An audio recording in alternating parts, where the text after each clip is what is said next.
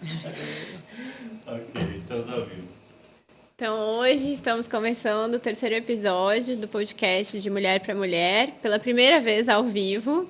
E eu tenho o prazer de conversar com a doutora Maíra, que é hematologista, e eu vou deixar ela se apresentar para vocês. Boa noite, pessoal. Meu nome é Maíra, sou médica, hematologista. Primeiro, queria agradecer pela oportunidade de estar nesse podcast, falar da minha admiração pela Amanda, tanto quanto profissional, quanto pessoalmente, né? Uma excelente ginecologista, está fazendo esse podcast que está ficando muito legal. Meu nome é Maíra, sou médica hematologista, fiz minha formação toda em Minas, sou mineira. Formei primeiro na Universidade Federal de Viçosa, depois eu fiz uma primeira residência de clínica no Hospital Santa Casa de Belo Horizonte e a minha segunda residência de hematologia no Hospital Luxemburgo, junto com Campinas, na Unicamp.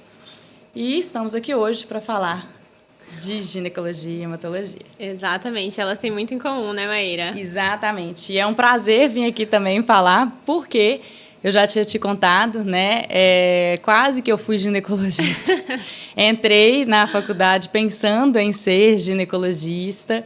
Fiz tudo direcionado para ser ginecologia. Fiz monitoria, tudo. E acabou que a hematologia me puxou, mas eu gosto muito, tenho respeito e uma admiração muito grande pela especialidade. Então, tá aqui falando de ginecologia e hematologia é uma parte que eu gosto muito. Eu que agradeço por ter vindo e você é um presente para Cáceres, né? Diretamente de Minas para Cáceres, com certeza foi uma aquisição muito boa. Então vamos começar falando de sangramento uterino anormal e o que isso pode ter a ver com a hematologia, né? Então deixa eu só contextualizar o que é sangramento uterino anormal, né? Para a informação, né, das pessoas, é a terceira causa de ida das mulheres ao ginecologista. A primeira é a rotina ginecológica, a segunda, os famosos corrimentos, e a terceira causa é sangramento uterino anormal, que é uma irregularidade, né, na quantidade de dias, no fluxo ou na duração desse sangramento. Então, é um sangramento fora do padrão. Em torno de 30% das mulheres vão ter, em algum momento da vida, né, esse sangramento anormal. Ele atinge mais os extremos de idade, então mais na adolescência, após ocorrer ali a primeira menstruação, especialmente nos 2 primeiros anos, e depois mais tarde ali na perimenopausa, né? Mas o que pode ter por trás disso de causa hematológica? Sim, e é legal a gente falar disso, né? Porque é uma atenção que a ginecologia tem que ter para poder encaminhar para o hematologista, né? Quando que isso vai chamar a atenção do ginecologista?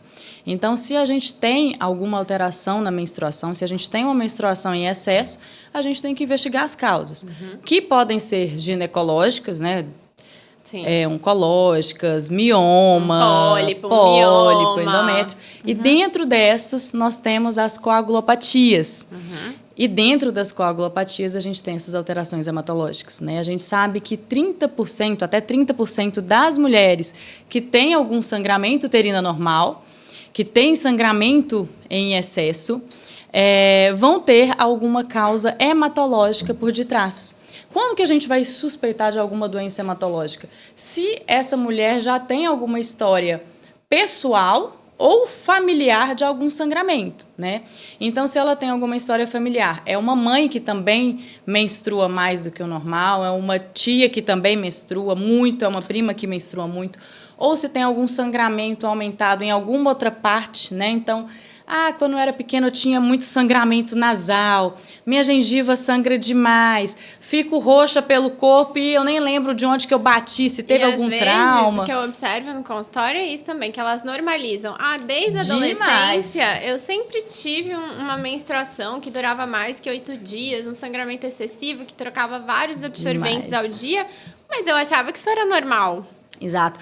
E isso é legal falar, porque o que é normal? O que é menstruar é normal? A gente, como mulher, a gente tem a nossa referência de menstruação materna com as nossas mães, com as nossas tias, com as nossas primas. E se a gente tem alguma doença na família que sangra mais, às vezes a mãe também sangra mais e para ela ficar em casa, não conseguir trabalhar por conta de sangramento, de vazar na roupa, ou ter uma anemia por conta de sangramento, para ela aquilo é habitual. Normal. A filha aprendeu com a mãe que já é assim, porque a família toda tem. Então, não é incomum e é legal a gente falar que, às vezes, eu faço o diagnóstico de uma pessoa, de alguma doença hemorrágica, e quando vai ver, mas minha mãe também sangra assim, minha tia também sangra, e vai ver, tem um diagnóstico da família toda. E aquela normalidade por trás disso. Mas sempre foi assim, desde que eu fiquei mocinha, minha primeira menstruação, sempre sangrei nesse padrão e tá tudo certo. Exato. Então, suspeitar sempre que tiver esse sangramento a mais, se não tiver alguma causa ginecológica, né, que aí a ginecologista vai ter investigado, Maíra, não tem pólipo, não tem mioma, não tem nenhuma causa que justifique. Então, vamos investigar a coagulopatia, né?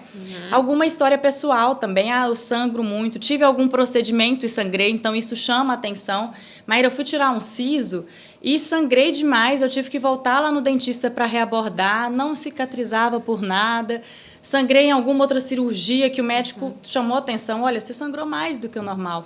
Então, se a gente tem alguma história, tanto pessoal quanto familiar de algum sangramento, também chama pegando atenção. Esse gancho aí que você falou de procedimento, às vezes tem isso também. Às vezes a gente vem com a suspeita, no puerpério, que é ali o período pós-parto, né? É um período que tem um sangramento esperado, mas às vezes a mulher sangra mais do que o esperado. Ou ela vai fazer um procedimento, uma curetagem uterina para um aborto, né, ou uma cirurgia ginecológica, e ela sangra mais do que o normal, e às vezes a gente, ela tá sangrando mais do que o habitual para esse procedimento aqui. Vamos investigar se não tem alguma coisa por trás disso. Sim, né? Exatamente. E a doença de von Willebrand? Vamos falar dela. O que é a doença de von Willebrand? Dentro das causas hemorrágicas hereditárias que a gente tem, a doença de von Willebrand é disparado a mais comum, né? Então, quando a gente vai investigar alguma coagulopatia, né? Essa mulher chamou atenção, ela tem um sangramento uterino normal, tem uma história pessoal familiar de sangramento, primeira doença que a gente pensa é a doença de von Willebrand. O que é a doença de von Willebrand? Só pra gente entender. Isso aí, explica pra nós. Deficiência do fator de von Willebrand. Para que a gente precisa do fator de von Willebrand? Para formar o coágulo que a gente precisa para estancar sangramento, né? Então, ele faz parte tanto da hemostasia primária, que é o quê? Fazer aquele tampão, ligar as plaquetas para tamponar aquele vaso que sangrou, quanto da hemostasia secundária, que é o que a gente faz? A gente junta a plaqueta, tampa aquele vaso. E aí, depois vem uma rede de fibrina para segurar e não sangrar de novo. Então, a gente tem essa alteração do fator de von Willebrand, a gente não consegue grudar a plaqueta ali, e não forma essa rede de fibrina, porque o von Willebrand também está ligado ao fator 8. Então, tem essa alteração na parte de sangramento e a gente vai ter uma predisposição para sangramentos. E aí, a grande maioria das vezes, a doença de von Willebrand, ela se subdivide em 3, dependendo da deficiência desse fator. Se é uma deficiência em relação à quantidade ou em relação à qualidade, né? Se é um fator defeituoso. Então, tem graus, e a gente classifica em 3. Na grande maioria das vezes, mais de 80%, a gente tem a doença de von Willebrand tipo 1, que é a mais leve. Então, na grande maioria das vezes, são sangramentos que às vezes passam despercebidos, né? Às vezes a pessoa normaliza. Tirei um siso, não tive um risco de vida, mas sangrou um pouquinho a mais. Eu tenho uma menstruação em excesso, tive uma anemia por conta da menstruação, que já é vários sinais de alerta. E aí eu tive esse sangramento a mais, né? Então, a grande maioria das vezes são sangramentos leves. Mas é importante a gente saber, suspeitar e fazer esse diagnóstico, porque essa paciente, como ela tem uma predisposição ao sangramento, se ela precisar de uma cirurgia maior, que o sangramento pode ser inclusive fatal, né? Uma neurocirurgia, uma cirurgia abdominal, uma cirurgia torácica maior. E aí esse sangramento intercorrer para alguma coisa mais grave, ela evoluir com choque e inclusive ser fatal. Então é importante a gente suspeitar para fazer o diagnóstico e preparar essa paciente, porque a doença de von Willebrand tem tratamento. A gente consegue preparar essa paciente se ela for precisar de algum procedimento. E às vezes acontece delas chegarem no consultório já com o diagnóstico, porque algum colega pediu o exame, porque pensando aí nessa parte de que é a causa mais comum, né, das coagulopatias, aí às vezes alguém pede o exame e aí elas chegam, né, com positivo, e aí, meu Deus, o que eu vou fazer com isso? E como isso vai interferir na minha vida, né?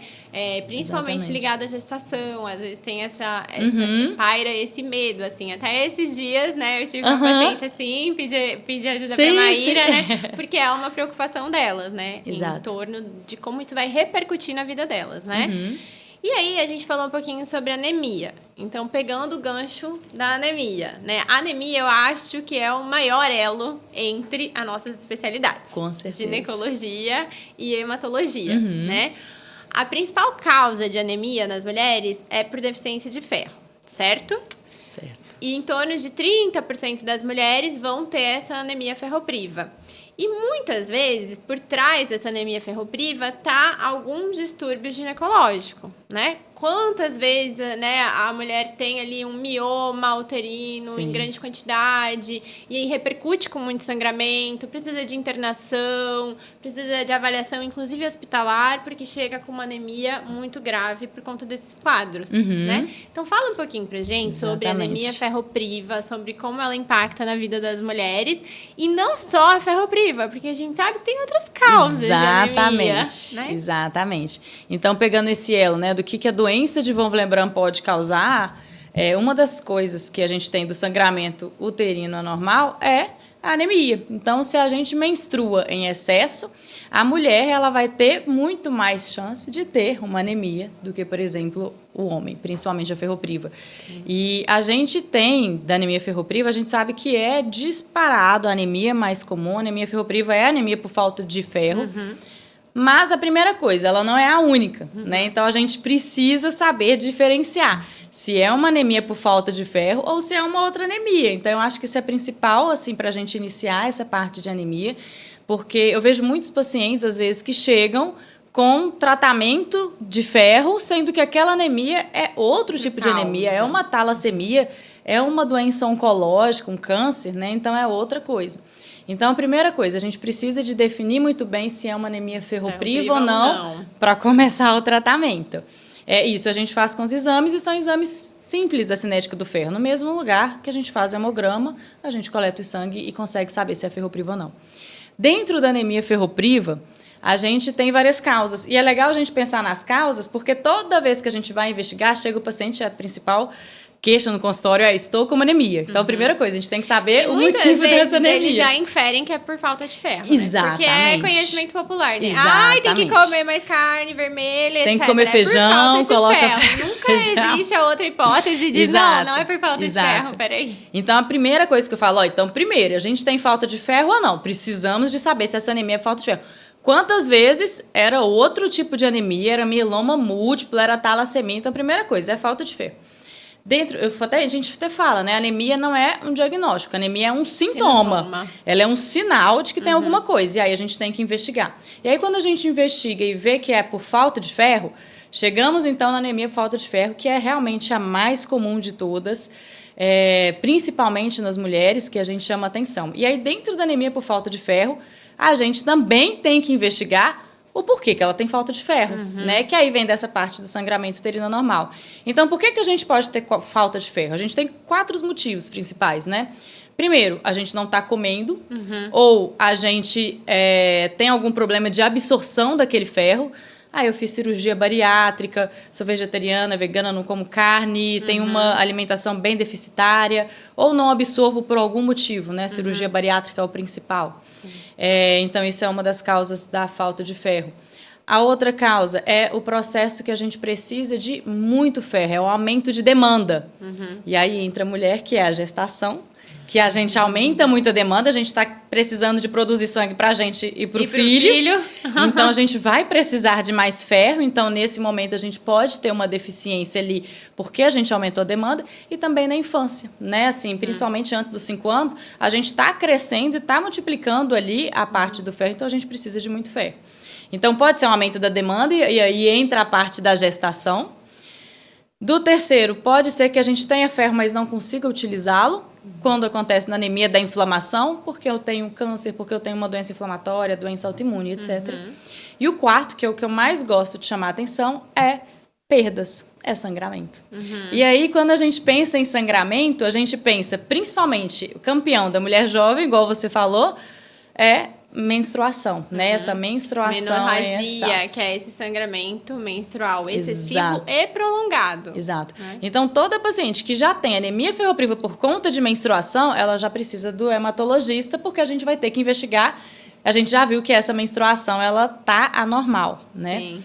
E aí ela precisa do ginecologista com pra certeza, saber. que a gente precisa de andar juntos. Pra saber o que fazer pra não sangrar demais. Exatamente. Como é que a gente vai contornar isso? Exatamente. Né? E Exatamente. aí a gente entra com várias propostas de métodos ali contraceptivos, né? Com foco em que essa paciente não menstrue. Exatamente. Porque o ideal para essa paciente que a gente sabe que tem um sangramento excessivo, prolongado, é tentar manter ela em amenorreia, que é sem menstruar. Exato. Né? E aí a gente já puxa esse gancho para a parte do tratamento. Então, se a gente definiu que a gente tem uma anemia por falta de ferro e é menstrual, a gente entra em contato com a ginecologista. Então, vamos interromper essa menstruação. Vamos definir, né, o que a gente vai usar para essa paciente. E aí, né, você sabe falar mais eu como é que a gente vai interromper essa menstruação. Eu já aproveito até só para fazer um parênteses, que tem muita mulher que tem aquela crença de, tipo, não posso ficar sem menstruar, imagina, vai guardar tudo lá pra dentro. Essa é a primeira pergunta.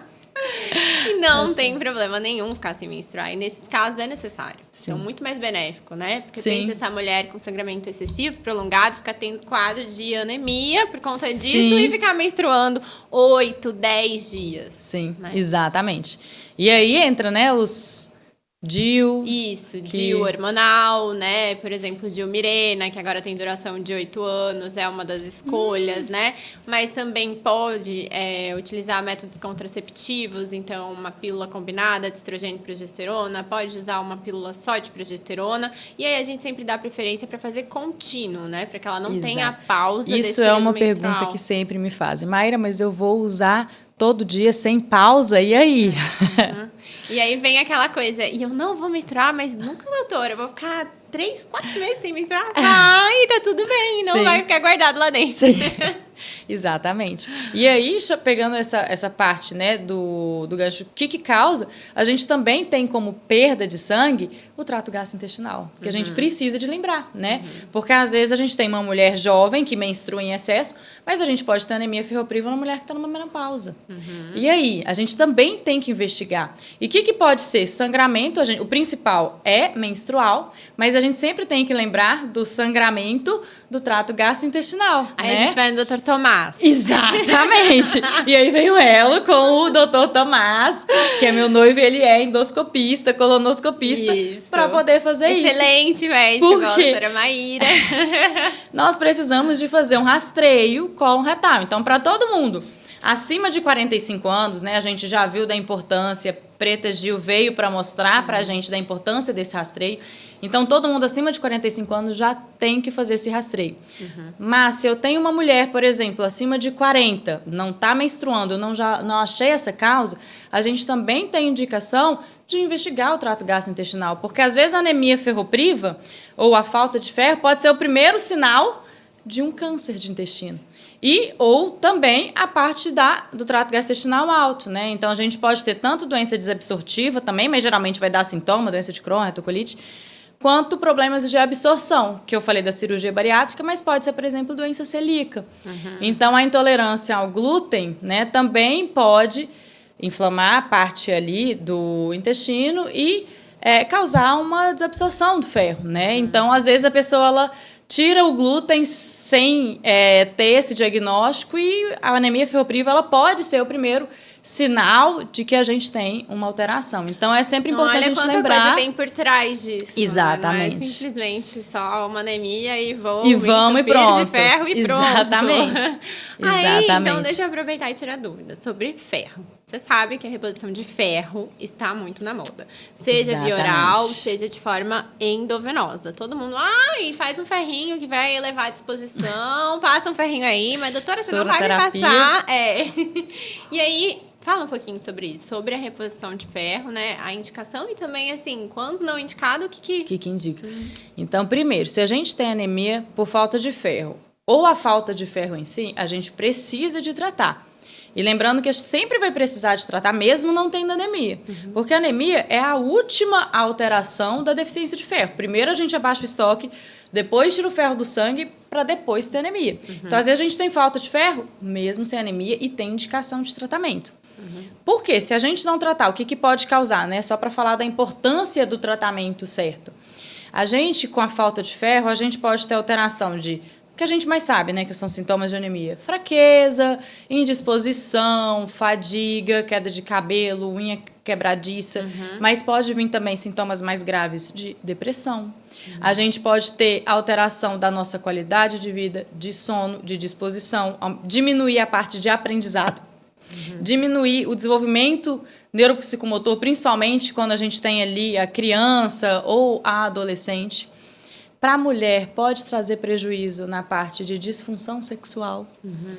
Para a gestante, mais ainda, que a gente sabe que pode ter alteração de fetal, né, do desenvolvimento fetal, inclusive aumentar a chance da mulher morrer. Então, aumenta a mortalidade materna. Sim.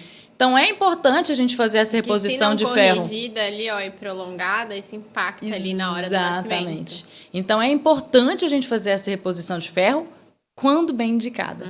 E aí, e não sair fazendo por moda, ou para dar um up. Exato. Então, a primeira indicação, se a gente absorve por via oral, é fazer essa reposição por via oral. Existem algumas exceções? Existem. Quando a gente não tem essa absorção via oral boa. Exemplo, eu tenho uma doença que inflama o intestino, doença inflamatória intestinal, não consigo absorver, fiz uma cirurgia bariátrica, né? Tenho uma perda muito grande de sangramento por conta de um câncer, por exemplo, tem uma doença inflamatória. A gente tem indicações específicas para a reposição de ferro venoso, mas geralmente são as exceções e não a regra. E a primeira opção é sempre oral. Tem um hematologista para chamar de seu. Com certeza. E aí pra vem o que você indicar, falou. Né? Porque às vezes a gente fica querendo, eu estou indisposta, é falta de ferro, e repõe o ferro sem ter indicação. Ou pior ainda, às vezes trata a anemia com ferro e não pediu a dosagem do ferro para ver se realmente a anemia é por falta de ferro. Então, hoje mesmo eu atendi uma paciente que estava fazendo reposição. Olha hemograma e não faz ideia de como está o resto ali, Tive né? uma paciente hoje mesmo que estava com uma anemia, repunha ferro, não melhorava, aí começou a repor ferro venoso, não melhorava. Ela chegou com uma ferritina de 1.200, que o ferritina é o estoque de ferro. Então, ela estava com excesso de ferro e quando foi ver, era talassemia. Então, o excesso de ferro também é prejudicial. Então, a gente tem outra doença, que é a sobrecarga de ferro, a sobrecarga de ferro pode lesionar órgãos como o fígado, como o coração. Então, o excesso de ferro também faz mal. O que eu quero deixar com isso? A gente precisa de tratar a falta de ferro, mas quando bem indicada. A gente precisa de saber a indicação. Então, a gente é muito benéfico repor ferro quando precisa. E nada em excesso, né? E nada sem saber o que está fazendo. Exatamente. A Maíra, eu repuso o ferro, continuo cansada. Ou seja, muito provavelmente esse cansaço não é o excesso de ferro. A gente vai ter que investigar outras causas. Exatamente. E aí eu vou aproveitar e perguntar, você falou de talassemia, mandaram uma pergunta na caixinha no Instagram sobre gestante com talassemia e ferro no limite. Se repõe ou não repõe? Excelente pergunta. A talassemia, a manifestação no hemograma, ela é bem parecida com a deficiência de ferro, que é uma anemia microcítica hipocrômica. Então, a gente confunde, né? As siglas. O beabá do hemato. O BCM pequenininha, HCM, então ela parece muito. É um grande diagnóstico diferencial. Só para a gente entender, a beta-talassemia é um outro tipo de anemia que não tem nada a ver com falta de ferro. Ela é uma anemia por uma alteração genética. Então, a gente nasce com uma hemoglobina menor do que o normal. Isso é de família, ela é hereditária. E é uma anemia hemolítica. Como ela está menor do que o normal, nosso corpo percebe como se ela fosse errada e começa a destruir mais. E, geralmente, a talassemia ela cursa com excesso de ferro. É o contrário. Então, a gente tem que tomar muito cuidado nesses pacientes, porque se a gente está repondo ferro e o paciente está com excesso. Mas quem tem talassemia também pode ter falta de ferro. Então, às vezes, é uma paciente que tem talassemia, tem menstruação em excesso e aí teve falta de ferro, ou é uma paciente que tem outro tipo de doença que fez cirurgia bariátrica, que, enfim, teve uma falta de ferro associada. Agora fiz um link ali do que você falou. Então, por isso também, nem toda menstruação em excesso vai cursar com falta de ferro. Exato. Por isso que não sai tomando, né, e repondo ferro sem entender ali. Né? Com certeza. E aí, se a gente tem, por exemplo, a paciente tem talassemia, ela já tem uma anemia. E aí, quando que eu sei que eu vou repor ou não ferro? A gente vai avaliar o estoque de ferro. O ferro sérico, né, que foi o da pergunta. Foi ferro no limite. Foi ferro no limite. Gestante com diagnóstico de talassemia e ferro no limite. O ferro não é um exame tão bom para a gente avaliar o nosso estoque de ferro. Se a gente for falar dos exames, isso em linguagem médica, a gente tem 2 exames principais, que é a ferritina, que é o nosso estoque de ferro. Ferritina tá na moda, né? Mas lembrando que ela alta também não quer dizer excesso, tem outras coisas. Mas ela baixa quer dizer que é falta. E nós temos o índice de saturação de transferrina, que são 2 exames, juntamente com o hemograma, que vão ver a falta de ferro. Então, se a pessoa tem a ferritina baixa ou o índice de saturação de transferrina baixo, mesmo ela não tendo anemia, ela tem que tratar. Por quê? Ela já tem uma deficiência de ferro. Ela pode ter deficiência de ferro sem ter anemia, e a deficiência de ferro, mesmo sem ter anemia, a gente vai ter sintomas. A gente vai ter sintomas de cansaço, de fadiga, de diminuição da qualidade de vida, de indisposição para fazer atividade física. Então, mesmo não tendo anemia, a falta de ferro ela pode causar esses sintomas. Isso é legal também falar, que às vezes a pessoa menstrua em excesso, fez o hemograma, está sem anemia, tá com sintomas, mas então quer dizer que eu não tenho anemia. Não, ela pode ter a falta de ferro, só que ainda não tá aparecendo ali no hemograma. Exatamente.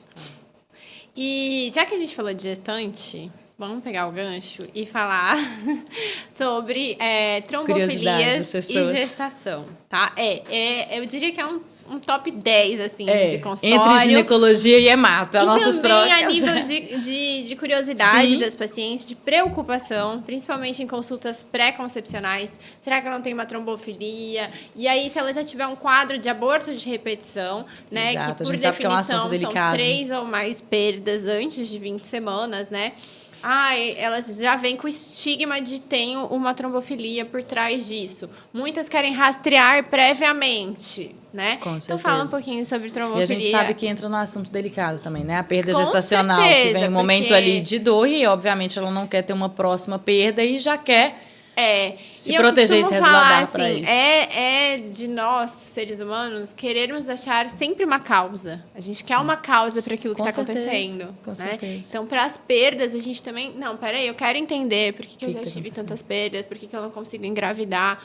Então, assim... E às vezes a gente não tem essa resposta. Exato. E aí é o mais difícil pra mim, às vezes, porque a gente não chega na resposta. Às vezes né? a gente não consegue essa resposta. E com certeza a gente fica aflita como médica, porque a gente também quer, né? E especialmente nessas situações delicadas e difíceis que envolvem não conseguir engravidar ou perdas gestacionais. Exatamente. Né?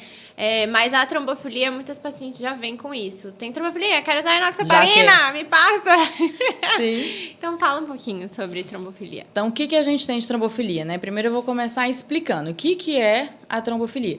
Trombofilia, ela é uma doença genética que aumenta a nossa predisposição de ter trombose. É o contrário da doença de von Willebrand, né? Então, a gente tem doença de von Willebrand que aumenta o nosso risco de sangramento. Aqui, a gente está falando de doenças que aumentam o nosso risco de trombose, né? E aí, por que a gente sempre fala na mulher, o risco de trombose na gestação e na mulher? Eu vou até puxar a parte de anticoncepcional também, né? Que fica, anticoncepcional, boa, trombose. Também, exato. Enfim, o que a gente sabe? Uma mulher normal, que não usa hormônio em idade fértil, ela tem, eu vou colocar números só pra gente entender, tá? Eu acho que fica mais fácil. Eu gosto de dar esses números também. Então, uma mulher, ela tem chance de ter trombose 1 a cada 10 mil mulheres por ano. Isso dá 0,01%. O anticoncepcional, ele aumenta essa chance de 3 a 6 vezes. Ou seja, vai ser 0,003 a 0,06% ao ano. Aumenta um pouquinho. A gestação em si, ela aumenta de 5 a 10 vezes, sendo que o puerpério, que é a fase mais crítica, aumenta de 20. O anticoncepcional eu falei de 3 a 6. O puerpério aumenta de 20 até 60 vezes, principalmente quando a gente fala em cesárea, porque a gente sabe que cesárea aumenta o risco. E é legal falar disso, que às vezes a mulher fica com medo do anticoncepcional. Isso que eu ia falar. Ou às vezes ela fica com medo da gestação, quando na verdade ela deveria ter medo do puerpério. Exato. Então, por que eu gosto de mostrar esses números? O anticoncepcional aumenta a trombose, então é 0,03%. A gestação aumenta muito mais esse risco. Beleza. Por que aumenta esse risco? Por que é legal a gente falar isso? Porque é um mecanismo fisiológico da mulher. A mulher, na hora que ela tem a gestação, o corpo está pensando, eu vou ter um parto e vou sangrar muito depois. Vamos compensar isso aí. Então, a mulher já começa a compensar isso. É muito bonito o corpo humano, né? Mesmo. Então, é ela tudo já... eu falo que é uma orquestra perfeita para gestação, né? Exato. Porque expolia a mulher, mas o corpo vai se adaptando de uma forma muito linda. Então, o que o corpo vai pensando? Vou sangrar ali, então eu tenho que aumentar meus fatores que protegem de sangramento para não sangrar muito ali no parto, que a gente sabe que é uma das causas de mortalidade também ali, né? Então, a atonia uterina, né, que é uma das principais causas, né, do útero não contrair adequadamente, pode resultar ali num sangramento volumoso, intenso ali no período pós-parto, né? Exato. E pode ser crítico. Com certeza, a mortalidade materna altíssima. Então, o corpo está se preparando para isso. Então, ele está aumentando o risco de ter trombose. Tudo bem, o fisiológico da mulher é isso. O que acontece com a trombofilia? Se a gente já sabe que a gestação aumenta o risco, toda vez que a gente tem uma doença que já está aumentando o risco, a gente tem essa sobreposição de fatores. Então, a gente aumenta muito mais o risco. Exemplo, vou falar de um nome de uma trombofilia, que é o fator 5 de Leiden. Ela aumenta até 5 vezes a chance da gente ter trombose. Então, se a gente tem uma gestação que aumenta...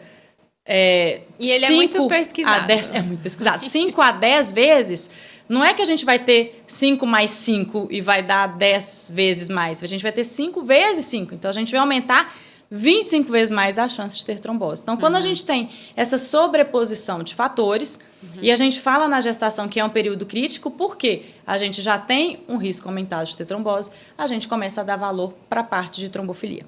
E aí, dentro da trombofilia, a gente tem vários tipos. A gente divide, né, na parte hereditária e adquirida. A parte que mais chama atenção na ginecologia, que as mulheres têm mais medo, que está relacionado com o aborto de repetição, é a SAF, né? Que é a síndrome do anticorpo antifosfolípide. Então, ela realmente está relacionada com aborto de repetição. Exato. Quando que a gente vai pensar? Se a paciente já teve trombose. E ligada às trombofilias é a mais frequente, mais, né, por trás disso. Né? Exato. Então, a gente vai suspeitar se ela já teve uma perda gestacional não justificável, né? Isso é legal, porque às vezes, eu tive uma perda porque eu tive uma má formação. Então, não é por conta da trombofilia. Porque existem várias causas de perda, né? Então, uma perda espontânea pode ter fator genético, hereditário. Genético mesmo é uma das principais causas. Exato. Né? Então, não é só a trombofilia que existe ali, né? Exatamente. Então, a gente fala que aborto de repetição, perda de repetição, não justificada por outros motivos, né? Excluiu todas as outras causas, né? E aí entra a gente na investigação ali, né? De afastar todas essas outras causas. E às vezes, de cara, a gente já pesquisa SAF, sabendo dessa prevalência, né? Mas também vale a pena dizer que essa pesquisa deve ser feita quando a gente está à frente desses casos. Com certeza. Pode pesquisar SAF durante a gestação? Com certeza. Então, quando que a gente vai pesquisar? Se a gente tem uma suspeita clínica, porque até para a gente falar que é SAF, eu preciso de ter, além dos exames de sangue alterados, eu preciso de ter a clínica. Só o exame de sangue alterado, ele não fecha o diagnóstico. Então, não adianta. Se a paciente nunca teve aborto, nunca teve trombose, e aí a SAF ela pode dar tanto o aborto, e lembrando que pode dar trombose também. E pode dar tanto trombose venosa quanto trombose arterial. Então, infarto, AVC, tudo isso entra. Então, se a paciente já teve trombose, AVC, infarto, se ela já tem um diagnóstico de SAF ou já teve perda de repetição, a gente tem sim que fazer esse tratamento direcionado. Agora, pedir esse exame sem uma clínica, realmente... E durante a gestação... E ainda durante a gestação. Porque a gente sabe que esses exames, eles têm um erro pré-analítico. Ou seja, eles podem dar falso positivo e falso negativo. Então, quando a gente pede um exame... A gestação altera muito parâmetro laboratorial, né? E aí, às vezes, as pacientes vêm assustadas, né? Com aquilo. Falam assim, meu Deus, meu exame tá alterado. Demais. Então, traz uma preocupação... Quer ver dedímero. Traz uma preocupação que às vezes vai gerar muito mais ansiedade e a gente não vai fazer porque não fechou um diagnóstico. Então, a gestação realmente não é o melhor momento para a gente avaliar vários tipos de trombofilias. Igual quando a pessoa acabou de ter trombose. Nosso sistema de coagulação está todo alterado. A gente investigar ali naquele primeiro momento ou durante a gestação não é o momento ideal porque o exame pode vir alterado e não ser nada. E aí, dentro das trombofilias, a parte legal também, porque vem muita gente na dúvida, são as outras, E aí, Maíra, tem mutação do fator 5 de Leiden, eu tenho mutação do gene da protrombina, eu vou abortar? Em homozigose. É homozigose. Não. Então, a parte da trombofilia das outras, tirando o SAF, né? Então, o SAF a gente sabe que realmente tem relação com aborto de repetição. Tem um contexto importante dentro da Tem um obstetrícia. contexto, com certeza. Mas as outras, as trombofilias hereditárias, elas não estão relacionadas com aborto de repetição. Elas estão relacionadas com risco de trombose na mãe, né? Porque naquele período gestacional aumenta o risco de trombose. Então, resumindo, ela não vai ter essa perda recorrente Não de vai ter. gestação. Ela vai engravidar normalmente. Aí, quando ela engravidar, Ela tem um risco de trombose e nós temos que proteger essa mãe de... Exatamente. Né? E aí que mora o problema de querer ficar pesquisando Exatamente. antes, tal, porque não vai ser isso, né? Exato. Ela vai engravidar espontaneamente. Então, às vezes, a causa ali de não estar conseguindo Exato. levar uma gestação adiante, né? Não é. Não Então, é isso. não é a parte de outro SAF. fator, né? Perfeito, exatamente. E ainda falar de algumas trombofilias também, que são muito solicitadas, que é a mutação do PAI1 e da metiltretidoflavadiltase, que é o MTHRF. MTHFR, né? Assim, né? Então, essas duas não são trombofilias. Então, a gente vai ter que tirar esse estigma, que aí a gente ainda tem. Por que a gente ainda tem? Porque no passado, há 10 anos atrás, elas eram sim consideradas trombofilias, porque a gente não tinha muito estudo robusto para mostrar a relação dessas alterações com trombose. E são alterações muito comuns na sociedade. E hoje nós temos estudos robustos E se mostrando... você encontra em Encontra muitas pessoas. na grande maioria das pessoas. E E aí na a grande paciente maioria chega não com tem resultado nada a e aí ver. fala, ai, tá aqui, ó, é por isso Não que é. eu não tô... E esses exames não têm nada a ver nem com trombose e muito menos com aborto de repetição. Desfecho em gestação. E, inclusive, porque é uma mudança, né? Foi considerada no passado trombofilia e agora não é mais. E aí, Maíra? A Sociedade Internacional de Trombose e Hemostasia, que é o ISTH, inclusive publicou um artigo. Eles deixaram essa solicitação de exames proscritos, ou seja, eles falaram que não eram investigados. Exato. Né? Então, assim, não eu é... sei que eu tenho uma colinha, assim, pra me direcionar na prática, e aí tem lá o que não pesquisar. Exato. E aí eles colocam desses dois, inclusive não só da parte de trombose, né? A gente às vezes investiga a mutação do MTHFR para outros casos, tá? B12, ácido fólico, a psiquiatria, ela investiga essa mutação, mas não para trombose e aborto. Isso é legal falar, porque inclusive a gente tem um artigo falando, olha, além de não ter relação, não é para solicitar. Então a gente tem artigo, inclusive quem tiver interesse pode me mandar que eu mando, olha, não solicitem, exatamente por isso. Vou divulgar depois, mas não é para solicitar exatamente por isso, porque a gente não tem mais essa relação. São exames proscritos e acaba gerando ansiedade. Essa emocional. Porque a gente sabe que é assunto delicado. É uma gestação, a gente não quer. A pessoa já coloca uma carga em cima disso. Então ela entra com uma sentença, como se fosse uma sentença. Olha, eu tenho uma trombofilia. E não, essas não são mais consideradas uma trombofilia. Então a gente sabe que é um assunto delicado, porque uma gestação a gente não quer que dá errado e a gente quer, quando der errado, ter um diagnóstico, mas a gente não tem essa relação. Então, é legal a gente falar das trombofilias, tanto da SAF, que quando que a gente vai suspeitar para poder pedir o exame, quanto das outras trombofilias, que a gente precisa de suspeitar, porque às vezes é uma mulher... A outra parte importante, às vezes é uma mulher que nunca teve trombose. E aí, quando que eu vou suspeitar se ela tem um fator de risco a mais de ter trombose ou não? E aí eu vou ter que fazer uma proteção na gestação. Por que tem disso?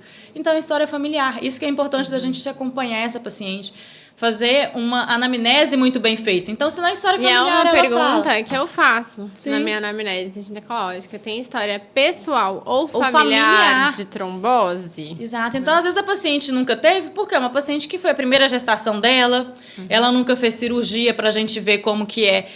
Ela nunca passou por nenhum desafio hemostático pra gente saber como que é ou não, nunca teve nenhum outro fator de risco. Desafio hemostático, adorei. Bem A gente falou, falou, passou em desafio hemostático. Então, o sistema hemostático passou no teste. Às vezes é mulher que nunca teve isso, né? E aí a gente vê a história da família. Que ele é testado, né? Exato. Então, teve paciente, assim, às vezes o paciente foi fazer uma cirurgia de otorrino, viu que tinha um exame alterado, nunca fez cirurgia, então a gente não sabe se sangrou ou não, às vezes nem começou a menstruar ainda, não sabe como que é a parte de sangramento, mas olha, na minha família todo mundo sangra, ou na minha família todo mundo trombosa, minha mãe tomou anticoncepcional e trombosou, minha tia trombosou nova, meu pai faleceu de embolia pulmonar, é isso que a eu gente já liga um pergunto, alerta. Então, tem peraí, a gente vai ter que histórico. investigar. Exato. Então, é importante a gente saber quando investigar a indicação, porque quando a gente tem esse diagnóstico, a gente precisa de proteger essa mulher, e dependendo se for um diagnóstico de SAF, precisa de proteger a mulher e o bebê também. E quando bem né? indicado, né, daí usar enoxaparina e fazer Com toda a certeza. profilaxia, né? Com certeza. E aí a gente vai proteger essa mulher. Tanto de ter a trombose, que é a enoxaparina, e a outra parte interessante também, né? Que às vezes a mulher chega, tem mutação do fator 5 de Leiden, quer usar heparina para proteger de aborto. Heparina não ultrapassa a barreira placentária. Então, por isso que é um exame seguro na gestação. Então, não é essa... A gente está usando heparina para proteger a mãe. Né? E aí é legal falar da parte do que pega o aborto, né? Que é o que a gente tem medo, né? Que é o que vem as mulheres falando, que é a síndrome do anticorpo antifosfolípide, né? Que é o que ela pode alterar na parte materna, né? Que ela pode alterar ali no útero para poder ter esse aborto, né? A parte de... E aí essa é uma das mais frequentes, né, na nossa área. E aí eu acho que vale a pena também falar das consequências, né? Então, temos realmente um diagnóstico de trombofilia. Aí, ok, pode estar envolvido em aborto de repetição, em crescimento intrauterino restrito, que é quando o bebezinho não ganha o peso adequado que deveria, né? Aí tem um risco aumentado para trombose, né? Parto prematuro, então ela pode ter um parto prematuro também. Então, quando fizemos o diagnóstico, estabelecemos uma relação realmente ali, aí sim tem esses riscos envolvidos também, né? Pré-eclâmpsia também, né? Pré-eclâmpsia, boa, eu tinha esquecido dela. Deslocamento, também. às vezes, de... Descolamento de placenta, né? e o parto prematuro. Exato. Então agora eu acho que dá pra gente ver se mandaram perguntas pra Verdade. nós. Verdade.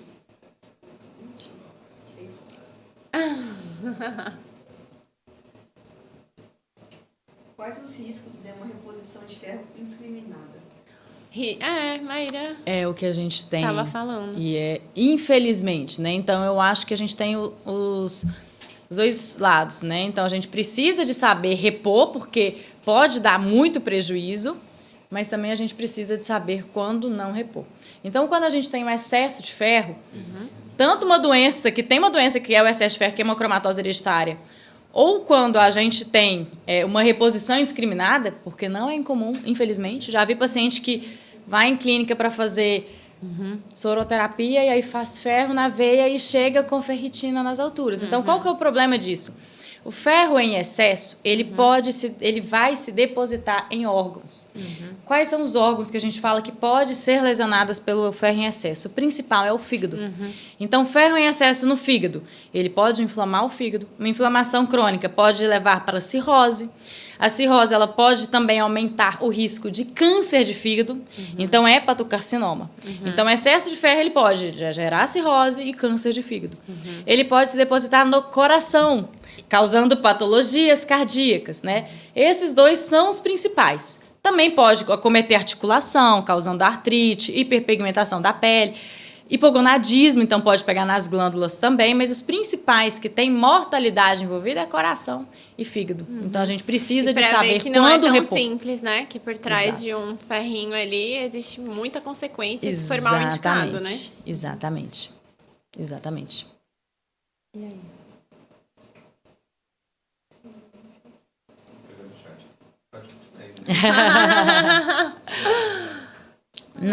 A parte de trombofilia, né? A parte de que a gente estava falando, é importante essa investigação e saber como investigar.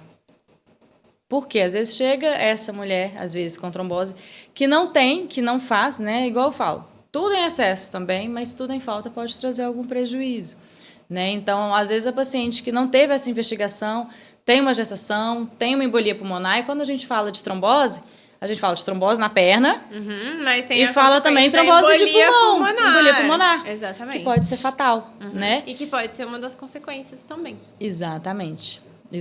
Então, e a outra parte que eu queria falar é que às vezes a gente fala a perda gestacional quer ter um culpado e entra a trombofilia, mas a gente tem vários outros fatores que a gente precisa de preocupar, que também aumentam o risco.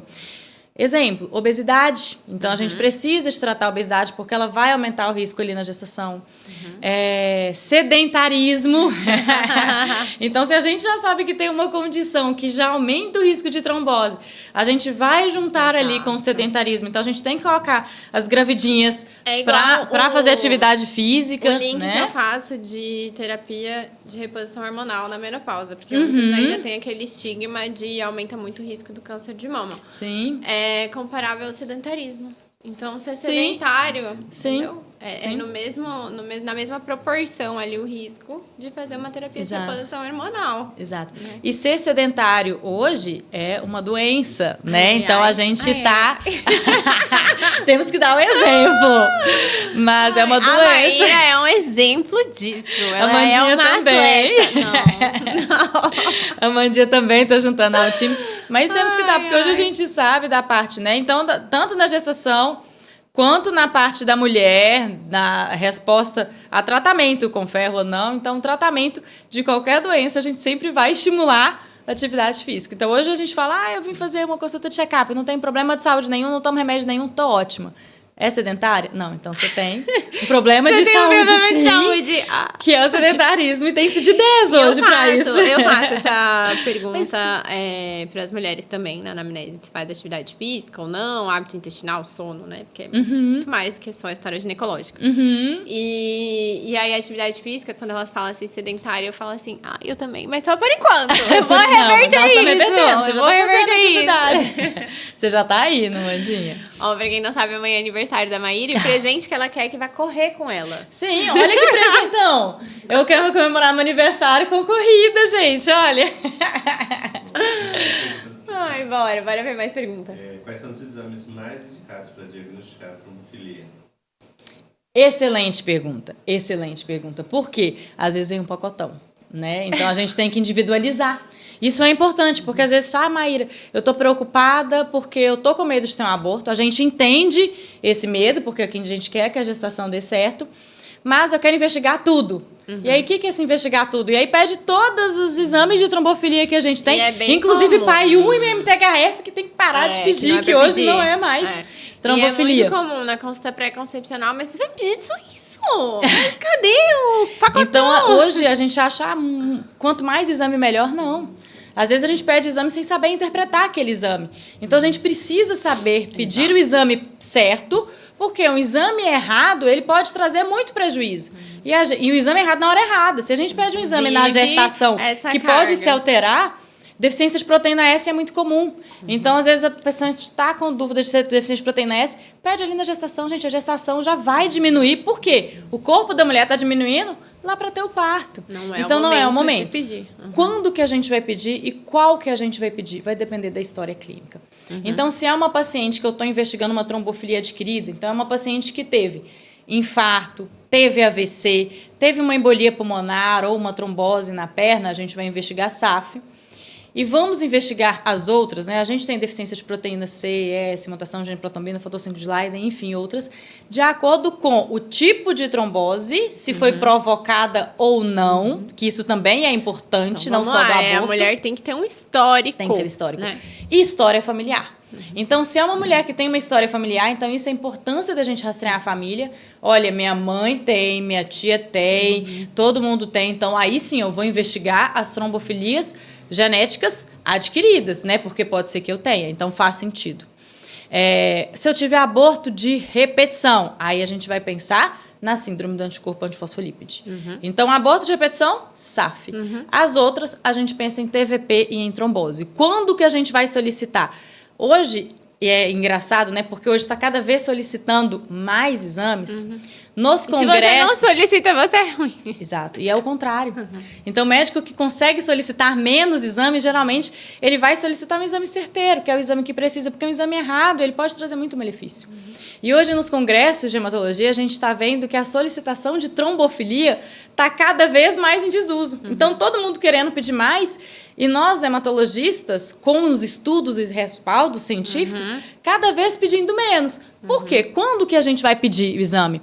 quando ele vai mudar a conduta, né? Então, se eu tive, por exemplo, a parte de trombose e embolia, eu tive uma trombose porque eu tive um acidente de carro e fiz uma cirurgia na minha perna, Clássico, né? não preciso de investigar a trombofilia. Pós-cirurgia, né? Exato. Então, eu tive uma justificativa para ter aquela trombose. Se eu não tiver história familiar e não tiver outra parte de história pessoal, de outras tromboses de repetição, se aquela trombose foi provocada, eu vou usar anticoagulante durante 3 a 6 meses e vou parar o uso do anticoagulante. Independente se vier trombofilia ou não, não vai mudar a minha conduta. Então, por que eu vou pedir nesse caso? Entendeu? Agora, é diferente. Maíra, eu tive uma embolia pulmonar, não tive nada, não estava usando hormônio, não tive viagem longa, não fiz cirurgia, não fiz imobilização, não tive nenhum fator de risco. Minha família toda tem. Então, peraí. Aí, nesse caso, a gente tem que acender um alerta e, sim, investigar as trombofilias. Então, o que é a importância de saber quando e quem investigar? Saber da história da paciente. A gente vai ter que individualizar. A gente não pode transformar todo mundo no mesmo pacotão de trombofilia. Porque dentro das trombofilias a gente tem várias trombofilias diferentes, com condutas diferentes e consequências diferentes. O contexto daquela paciente. Exatamente. Né? Então a gente vai ter que entender o contexto familiar e pessoal. Tem que constar com a doutora Maíra. Exato. Então a gente precisa de uma avaliação hematológica. Exatamente. Tem mais? Quais são as doenças do sangue que podem deixar o fluxo menstrual mais forte? Então, as doenças do sangue que podem alterar a menstruação. Principal, a campeã, doença de von Willebrand, que a gente falou um pouquinho. Que a gente falou. E ela ainda tem que chamar a atenção, porque quando a gente pensa em sangramento, a gente pensa em 2 exames principais. Hemograma, que a gente vai ver a parte de plaqueta.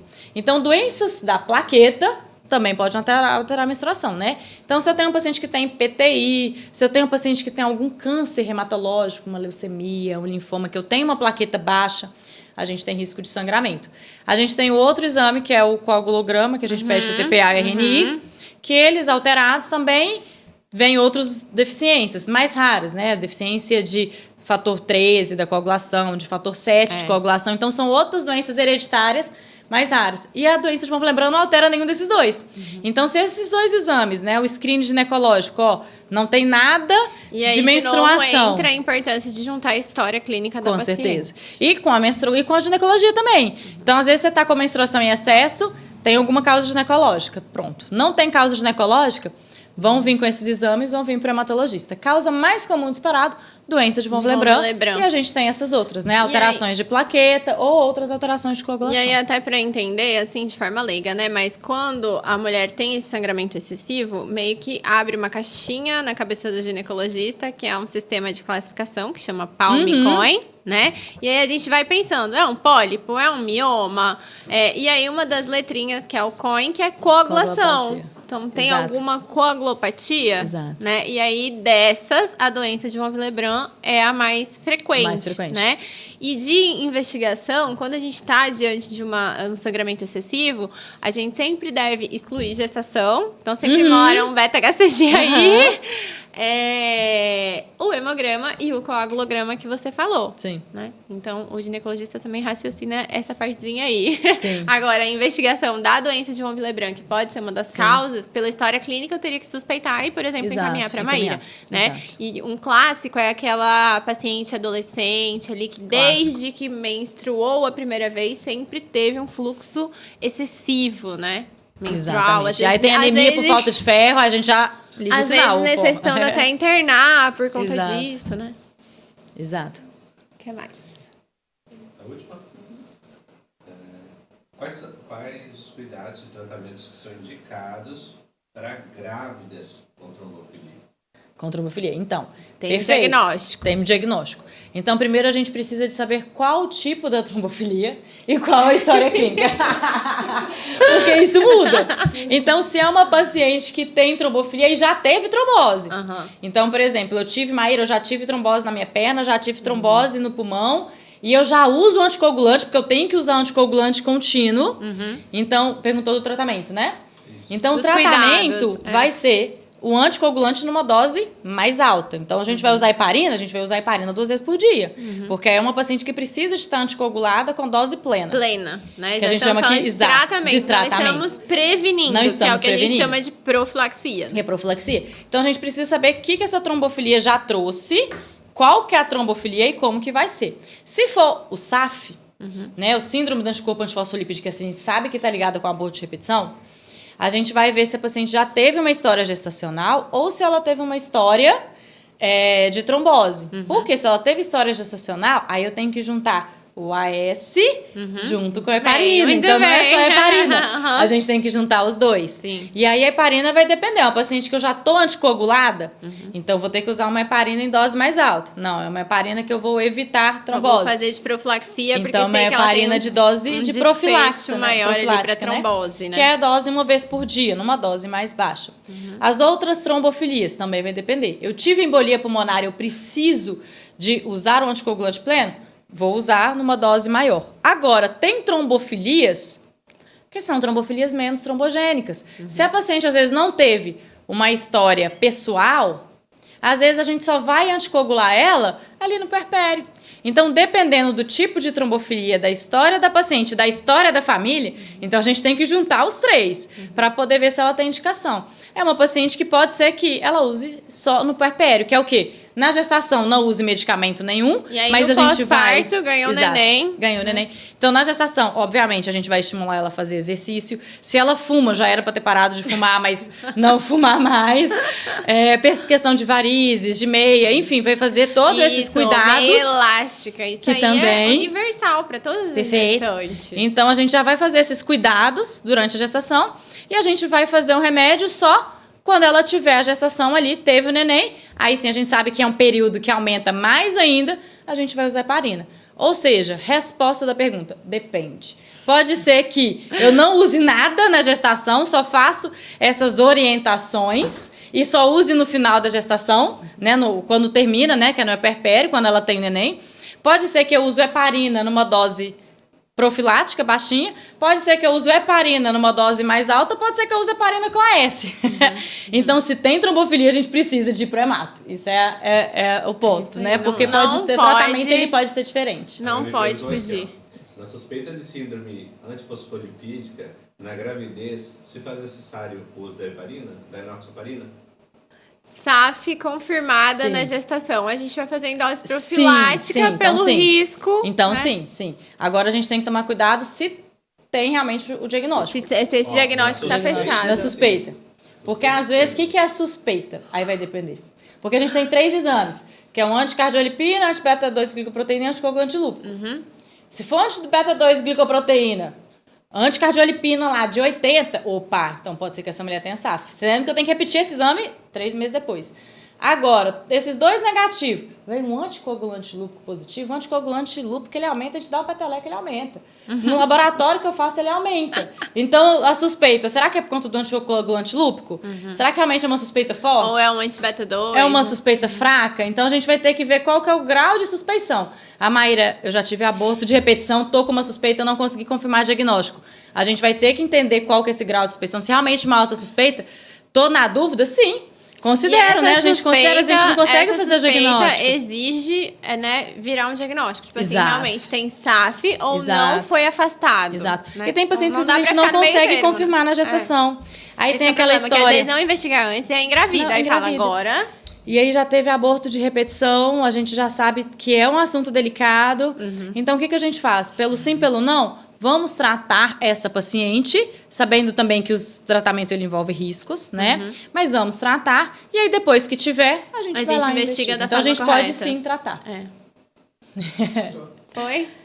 Então tá. Então é vamos isso, encerrar. Eu quero agradecer muito a sua presença, dizer que eu tenho certeza que Cáceres ganhou muito com a sua vinda. E no final eu sempre peço para definir mulher em uma palavra. Ah, nossa senhora, essa é a surpresa. Mulher, pra mim, é... São várias palavras, né, que vem Só na uma. palavra. Nossa senhora. É incrível, assim, pra mim. Incrível. Incrível, talvez. Combinado. Mas é isso. Agradeço Obrigada, pela oportunidade. Chamar a atenção aí da parte de ginequemato, porque tem a gente muito a anda ver. junto. Aham. E é muito bom a gente trabalhar com pessoas boas, porque a gente sempre anda, né? A gente sabe que, Amanda, eu tô precisando de controlar esse sangramento. Então, a gente tem esse vínculo e chamar a atenção para quando a gente vai suspeitar, tanto para os ginecologistas, quanto para as pacientes, né? Olha, isso aqui já está sangrando demais, ou já teve uma trombose, ou eu tive uma perda gestacional e eu preciso de investigar, né? Então, chamar atenção para essas doenças aí que envolvem a hemato e a mulher, que isso é incrível. Obrigada, Agradeço a Maíra. oportunidade. Até uma Viu? próxima. Muito bom.